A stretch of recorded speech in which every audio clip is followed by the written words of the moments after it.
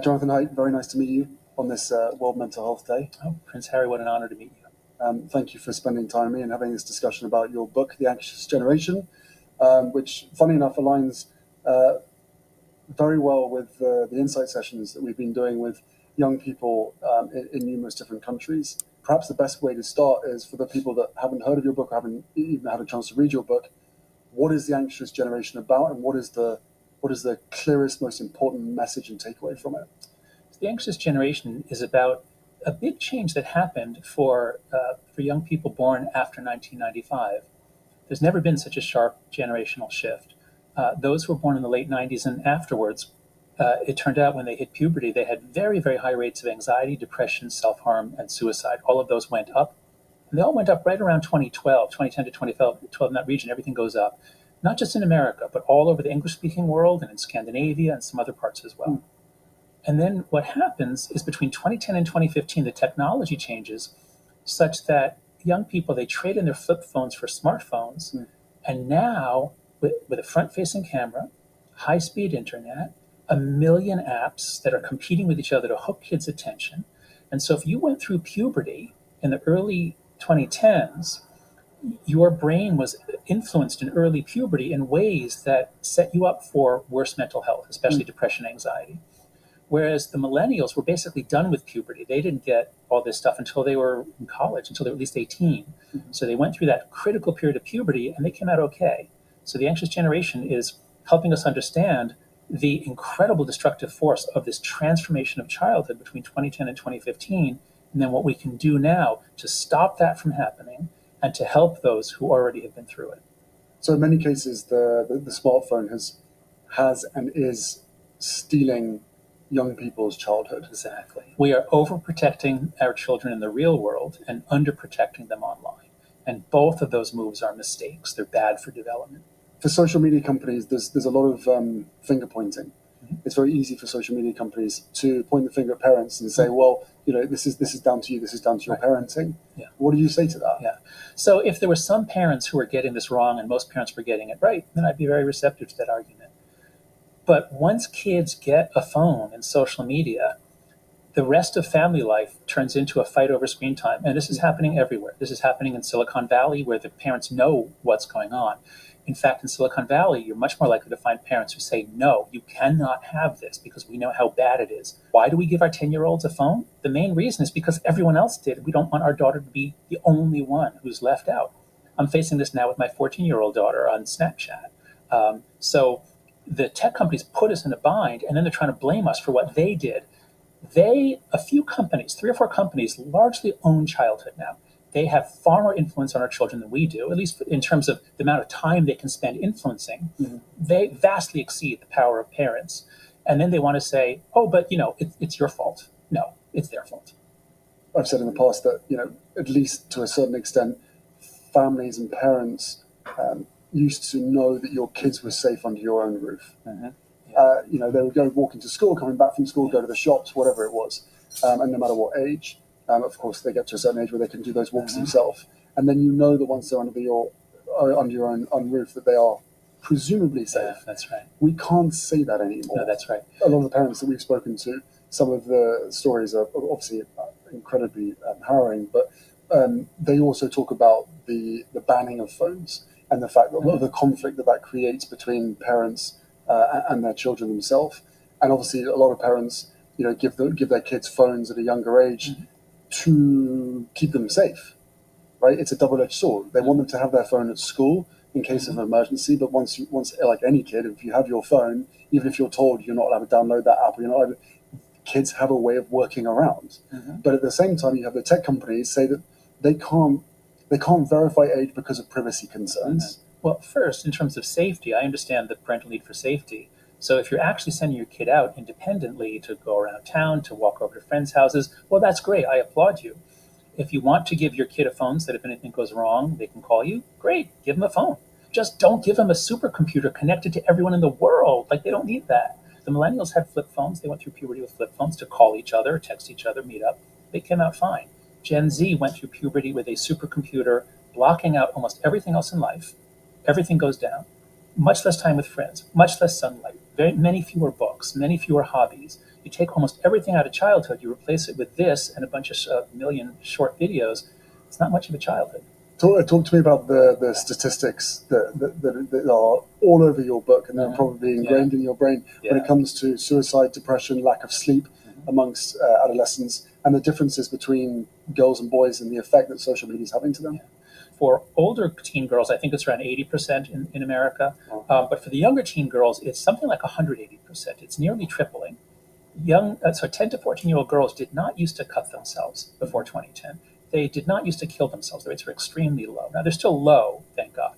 But they are, for the overall suicide rate is up 50% for American teens since 2010. And it's up, I think, 120% for younger teens. So this is not a change in self-report. This is a change in behavior. Something is driving our kids mad, and especially the girls. Actually, the boys in the long run are doing worse. The story for girls does focus on social media. Now, of course, they also lose all this time together talking. Even talking on the telephone would be good. So the girls' story is about what it does to their social networks. The boys' story is very different. Boys are a little more physical. They need to run around. They need to climb and build things and break things. Boys are just a little more rambunctious. And so when you suppress them and you say no more recess, shorter recess, and sit in your chair, it's really bad for them. Boys have been checking out of school for decades. Richard Reeves' work shows this in his book of Boys and Men. And as they were checking out from school, girls have been going up, boys are going down since the 80s. But the internet comes in. The boys go to it first. The boys love it. They love computers. So boys are getting hooked on video games and they're programming, which is good. Programming is great.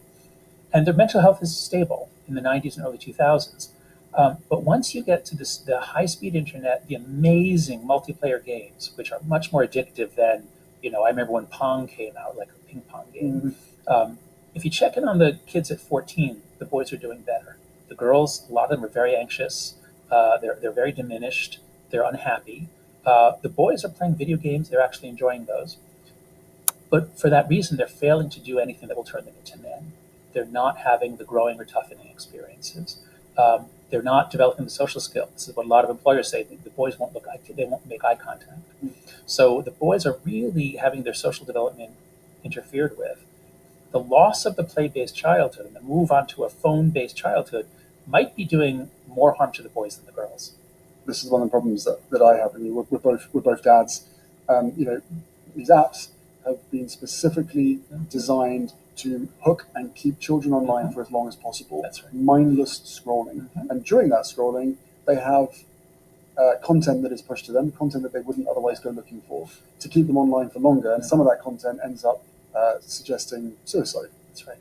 So how do we fix this at the source? So fixing at the source means we recognize that social media should be in a category with casino gambling, smoking cigarettes, buying a gun, driving a car. There are a lot of things in this world where we've decided, these are things that adults have a right to do, but they're really bad for kids. And it's actually pretty simple. When do we have age limits? When do we say that kids can't do something? Parents could see this happening. I think the discomfort was beginning to register in 2019. This was all baked in before COVID. Nobody can tell me, oh, well, it's COVID. No, this was... accelerated it. COVID accelerated it, yeah. What kids really needed in 2019, I was saying this back then, was they need a lot more time outside playing independently, and they need a lot less time on their screens. And that's especially when TikTok roars into become the center of younger teens' lives, and that's really been catastrophic. From a parental standpoint, we want the best for our kids. And social media, we know to a large extent, is giving an outlet, an added resource to kids that perhaps don't feel comfortable coming to us to talk about their issues and their troubles and their worries. And therefore, it's far easier, as we know, even for adults, to go and speak to complete strangers. So kids online will be feeling more connected with complete strangers on social media. So how do you, if you're a parent that you know that your kid is getting good out of social media, how do you have that conversation with them? Or how do you not keep tabs, but perhaps, certainly from the Parents Network and the group of parents that we have now formed, from their perspective, the advice that they've been given is to follow your children. So you at least have a good understanding of, Good or luck better with that. understanding of Yeah. what world they are in and what they're being exposed to on a day-to-day basis. Yeah. So, and what you're saying there is to some extent one of Meta's favorite talking points, which is that social media is a lifeline for LGBTQ kids, for kids from marginalized communities. Uh, and that's just not true. What's true is that the internet was great for them. The internet solved all these problems in the 90s. If you're a gay kid, you're not out to anyone in a rural part of America or England, um, the internet was amazing. You could find information, you could find people who are like you, and you could communicate. There were a lot of ways, there were a lot of groups that you could talk to. When social media changes so that it's no longer even about just me connecting to you, it's now about the news feed and an algorithm-driven news feed that sends content to you. This is not what they need. If you have any special interest, you can find that with Google. You don't need an algorithm to feed you stuff. Well, now most of these kids are going to TikTok because they want to see someone of their even own worse. generation. Yeah, that's right. So it's a myth that this stuff is a lifeline. It's a myth that this stuff is good for kids. Connectivity often is, but there are different kinds of connectivity. The research, I think, is very clear. When kids have a best friend, or I think especially a small group, that's super fun. They generally do well. When kids don't have a close friend or close group, they're much less likely to do well. When you have 300 connections, you don't have time for anyone. You're less likely to have a best friend. So when social media takes over our kids' social lives in the early 2010s, it's not like, oh, now they've got lots of friends. No, it's like now they have no room for a best friend. They just have all these shallow connections. It's not good for them. Like any amount of research and data, especially given this topic, there's been criticisms and pushback. Do you want to talk to some of that? I'd love to. So there are about 6 or 8 researchers who strongly disagree with me, and they say that there's no evidence of causality. There's no evidence that this stuff is causing harm. Sure, kids got on social media at the same time that the depression rates went up, but that's just a coincidence. It's just a correlation. And they say the correlations are very small. Well, the correlations are actually much bigger when you look at social media and girls. What happens is they often sort of bury the effects by looking at all digital media use in boys and girls. But when you look at the correlation between hours of use of social media and girls, you do find clear correlations that are substantially larger. More importantly, there are a few dozen experiments where you have random assignment of subjects to a condition. That does allow you to infer causality. So if you take kids off of social media for 3 weeks or longer, in every study we found, there's about 15 of those, in every single study they get better. Their mental health improves. Now it's mostly done with college students. There's not that many because it's harder to work with preteens.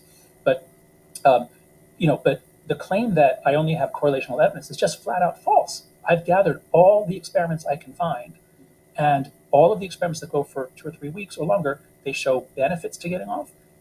And the ones where they get kids off for 1 day, those backfire. Of course they do. If you're addicted and you get rid of your phone for 1 day, you're anxious the first day.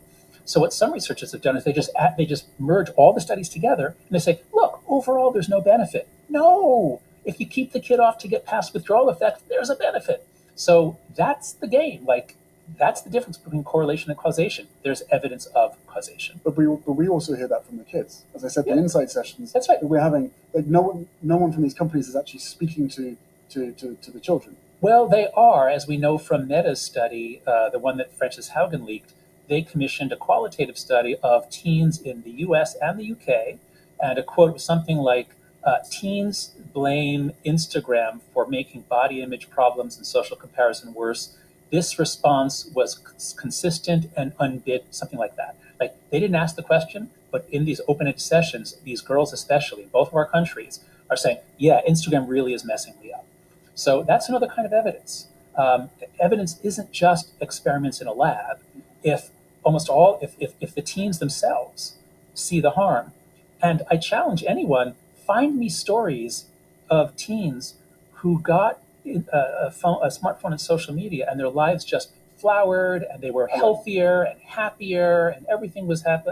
You find me stories of parents who are so glad they gave their kid a phone and social media early. They're very hard to find. That was the point I was getting at, was the fact that these companies can't find Yeah. any young people to That's come right. out and speak like that. And the kids that we speak to, yes, of course, there are benefits of being connected online, but the harm that's being caused, and they recognize it as well, and they want to be part of the conversation. They want to be part of redesigning these tools, and having safety at the central part of it. How hard is that to actually do? Can they actually be fixed? Can they be changed? Well, Meta has shown very little sign of being willing to change. They did just improve some features on Instagram. That's at least a step forward. But their business model commits them to grabbing eyeballs and never letting go. But there are many companies out there. I've been talking with Pinterest, the CEO Bill Reddy. They just on their own, they cut off the social features for kids under 16. They said, come to Pinterest, look for patterns, look for ideas. You're welcome to come look around. But no, we're not going to let strangers talk to you when you're 14 or 13. So companies can do this. Tech companies, some are behaving responsibly. It's really Meta, TikTok, and Snap are the three that own our children's childhood and that I think are behaving irresponsibly and that really aren't going to reform unless they're forced to by legislation or by massive parent outcry. Optimism. I'm extremely optimistic. Let's be optimistic. Where is the optimism? Where is the hope? And where is the guidance? You have 4 rules in your book. Feel free to touch on those as well. So in my book, I propose 4 norms by which we break out of these collective action traps, and if we work together, it's actually easy to do. If you're the only parent who's not giving your kid a phone, it hurts, and it hurts your kid, and your kid is lonely. But if you can get a group to do it with you, well, then actually, it's much easier and more fun. So the 4 norms are no smartphone before high school, no social media before 16, phone-free schools, and far more independence and free play in the real world. And those 4 norms, if any town or school or community that does those, I guarantee you're going to see improving mental health within 2 years because we know these things work. We know phone-free schools make kids have more friends. They like school more. They're happier. We know that kids who get a smartphone really early turn out more depressed and anxious, more mental illness than those who got it later. So we know that these work. And I'm hopeful in the UK and Australia, you've got a lot of good legislation coming out. So I'm hopeful that if Australia, the UK, the EU are pushing for changes, ultimately Meta and Snap and TikTok are going to have to make changes. I guess, but again, the optimism and hope piece that you're talking about and that I recognize is the fact that more and more people are standing up to these companies, parents included, parents mostly, and saying, no, this needs to change. Not with my child. That's right.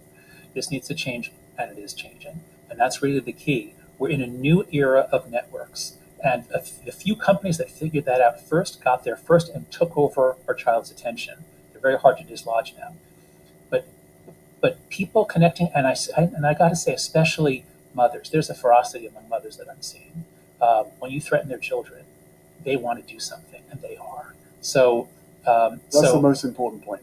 With your book, with our Parents Network, with all the other bits and pieces that people are pouring their hearts into and pouring their time into, we are creating the awareness for the families to go, you know what, it didn't feel right, it's not right. That's right. And we've now got the data, the research, the conversations, and the proof points to prove to you that your gut instinct was right. Yeah. This is not normal. That's right. That's what's happening all around the world. That's why we're seeing this year, 2024, is the turning point. Terrible things have happened to our kids. We see that now. I don't want to blame any parents because we didn't know 10 years ago. We didn't know. We thought, oh, the internet was marvelous. Oh, computers, it's making our kids smarter. Oh, okay, now they're on these platforms. Oh, they're sharing ideas. We all thought it was good. We were wrong, but we just didn't know. Well, now we know, and we're rising up and we're putting a stop to it. But it is going to take a collective effort. Yeah, that's right. And that's why the more that there are organizations like Archwell and Your Parents Group, and my organization, based at theanxiousgeneration.com, and Let Grow, which is resources for parents to help give their kids more of a play-based childhood. The more we stand up, link up, sync up, and act together, the quicker we're going to change this. Jonathan, thank you very much. This has been an enlightening conversation, and it's after a conversation, now the action needs to be deployed. Let's go. Let's go, he says. Thank you very much. My pleasure.